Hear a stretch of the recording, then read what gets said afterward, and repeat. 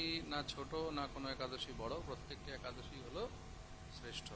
কিন্তু আজকে যে একাদশী এটা হলো ফাল্গুন মাসের কৃষ্ণপক্ষের একাদশী। আর ফাল্গুন মাসের কৃষ্ণপক্ষের যে একাদশী হয় সেটাকে বিজয়া একাদশী বলা হয়। কি বলা হয়?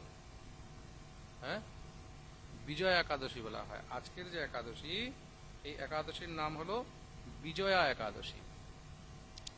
তা বিজয়া একাদশী কি, বিজয়া একাদশীর মহিমা কি, বা বিজয়া একাদশীর ফল কি, বিজয়া একাদশী কেন করা উচিত?